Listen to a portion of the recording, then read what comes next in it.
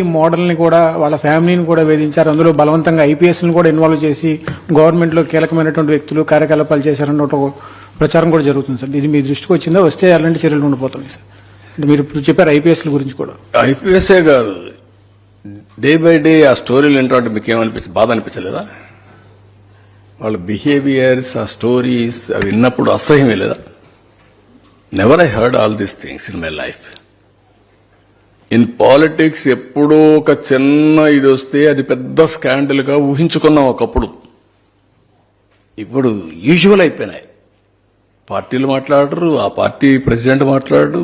ఏం నాకు చిన్న ఈ రోజు నిన్న మా వాళ్ళు ఏదో చిన్న పనులు చేశారంటే I'm very serious about it. నా ఇమేజ్, నా క్రెడిబిలిటీ, మా పార్టీ విశ్వసనీయత, I'm thinking seriously. I want to talk to them very frankly. I want to guide them, or otherwise I want to be very form. అలాంటివి నేను ఆలోచిస్తుంటే ఇన్ని జరుగుతా ఉంటే మాట్లాడరా మీరు? అంటే ఏంటి మీ ప్రవర్తన? ఈ రాష్ట్రం ఏంటి? ఏంటి ప్రపంచంలో మీరు చెప్పండి. ఇటీవల కాలంలో అపోజిషన్లో ఉంటే వాళ్ళ ఎమ్మెల్యేలు, ఎమ్మెల్సీలు, వాళ్ళ క్యారెక్టర్స్ అవన్నీ వస్తా ఉంటే are you not feeling ashamed of it? మీకు అనిపించలేదా? ఇక్కడుండే లీడర్స్ మిమ్మల్ని అడుగుతున్న మీడియాని, is it the way running political parties? మనం మోడల్సా? మనం ఆదర్శమా? ఇదే మనం నేర్పించే సమాజానికి? మొన్నటి వరకు వీళ్ళు చేసిన దౌర్భాగ్యం గంజాయి వెంటాడతా ఉంది మమ్మల్ని. ఇంకా దాన్ని ఎట్ట తీసేయాలి నేను అప్పుడే ఎలక్షన్ ముందే చెప్పాను.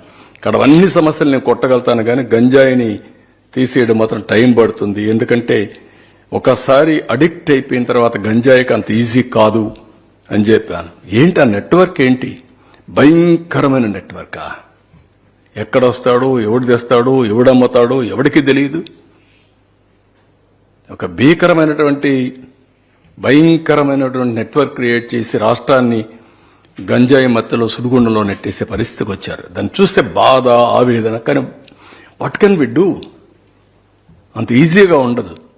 సరే, లిక్కర్ అంటే, మద్యం అంటే నేను కొట్టగలిగాను, దాన్ని కూడా సమర్థించుకుంటారు.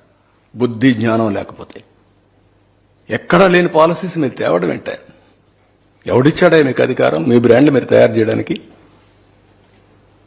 There is a national brands, there is international brands, there are companies over a decades, centuries, they are in that profession. ఎవడో తీసుకొస్తావు, ఏదో బ్రాండ్ పెడతావు, ఏదో చేస్తావు, కలుపుతావు అంటే మొలాసెస్ కలిపేసి ఇచ్చేస్తే లిక్కర్ అయిపోతుందా? దానికి స్టాండర్డ్స్ లేవా? చాలా దారుణం. అంటే లెక్కలేనితనం అన్నమాట. మేము ఏమైనా చేస్తాం, అడిగితే ఎదురుదాడి చేస్తాం, పేపర్లో రాయిపిస్తాం, లేకుంటే మా సాక్షి న్యూస్లో చూపిస్తాం, మా బ్లూ మీడియా ఉంది వాళ్ళు కూడా వేస్తాం. ఏంటి మీకు వాల్యూస్ లేకపోతే ఎట్లాంటి ఇవన్నీ? ఓకే, రాజకీయాలు different. You may like my ideas, my ideology, you may not like, but there is a policy, there is some ethics. Minimum ethical standards లేకుండా రాజకీయాలు చేయడం ఏంటండి? So these are all the problems I am facing. I am inherited with pain, suffering. I am telling you. ఏంటి ఇలాంటి దౌర్భాగ్యమైన రాజకీయం ఏం చేయాల్సి వస్తుంది? ఇలాంటి వాళ్ళతో నేను పోరాడాల్సి వస్తుందని చెప్పి బాధ. ఇలాంటి విషయాలు మాట్లాడాల్సి వస్తుందని నమోషి. మాట్లాడకపోతే ప్రజలు అర్థం చేసుకోలేరు. ఒకప్పుడు ఉద్యమంగా చేసేవాడిని. నీరు మీరు, జన్మభూమి, శ్రమదానం, ప్రజల వద్దకు పాలన, లేకపోతే ఆకస్మిక తనిఖీలు, ఇవన్నీ నా ప్రోగ్రామ్స్. ఇప్పుడేంటి కామ పార్టీలు, ఏంటి వీళ్ళ గురించి మాట్లాడు? Can you imagine? అసహ్యం అనిపించలేదా?